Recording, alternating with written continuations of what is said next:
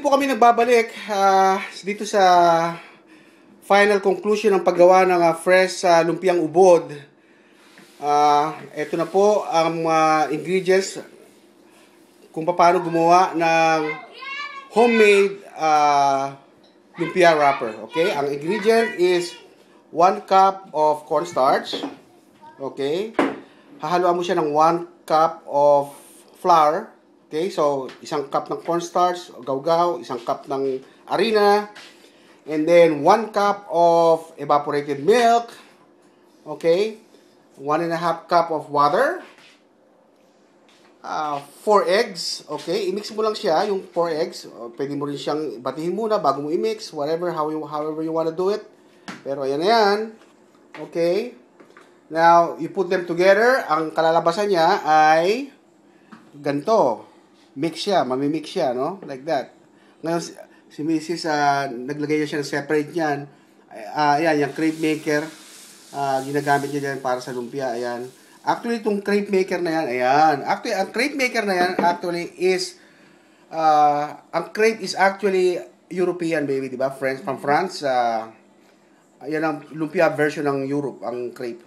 Pero, yan, ang maker nila, same thing. Ngayon, kung wala kayong crepe maker, pwede rin ito, itong non-stick na pan, na regular fry pan. Okay?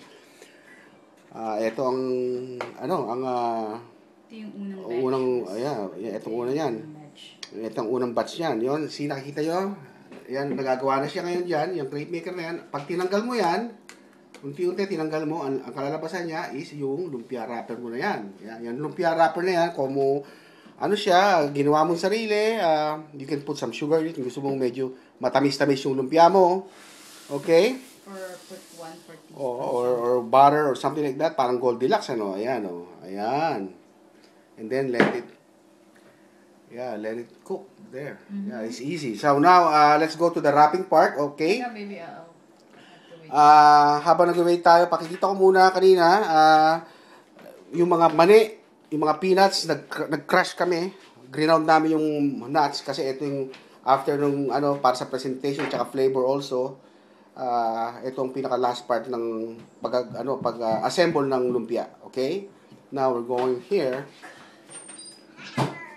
Right here, okay? Ayan na. Ito na yung lumpia wrapper na ginawa homemade. Anong gulay to, baby? Lettuce. Okay, romaine. lettuce. Romaine lettuce. Okay? Now, okay, at ayan. Yeah, ito yung feeling na ginawa namin kanina. Yung combination ng fresh na bamboo shoot at saka dilatang bamboo shoot. Kaya ang tawag sa kanya ay fresh na dilata. Alright? Yeah. So okay. Now, ayan na. So, yun lang pala. And then, ibabalot mo lang siya ng ganyan. Okay? Balot mo siya ng ganyan. Okay. Ayan.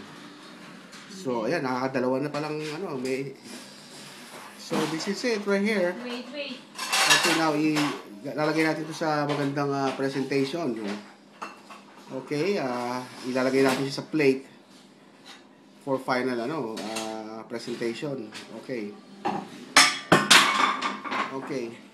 Okay. Yun? May pusa sa ilalim. Malaking pusa. So now, okay, so now, ayan, kukunin mo siya. Ay! Oh, okay. Isa. Okay.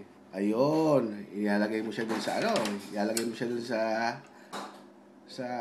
plate, no? Small plate, okay? Tanggalin natin ito. Okay. Yan. Lagyan natin ng sauce. Ay, ilalagay nyo yung sauce. Yung kanina, yung ginawa natin sauce kanina. Ayan. Sarap ng sauce na yan. Kita nyo, creamy na siya ngayon, ayan. Manamis-namis yan. Yan ang masarap yan. Ayan. Okay. Then, you put garnish. Iga-garnish mo siya yung peanut kanina, yung mani na, ayan. And okay. Garlic. At saka garlic. Lalagyan mo ng garlic. Okay. Ayaw niya nang masyadong garlic. Okay. Konti lang. Konti lang, yan. Yung garlic na yan. Yung kaninang garlic na nasa bote. Which is yun. Or Okay? pwede nyo rin ihalo dun sa sauce. Yeah, or pwede ihalo sa sauce kung ano ba, kung anong preference Depende, nyo. oh. Ayan. Okay? Now, kunan natin siya ng close up. Tikman mo. Okay. Titikman mo. Ito na ang tinatawag na fresh lumpiang ubod. Okay? So, now for a taste test. Let's see. Taste test ko siya, ha?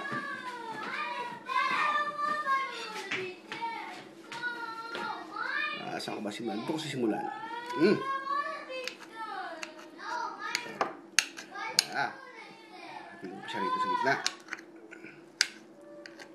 Yeah.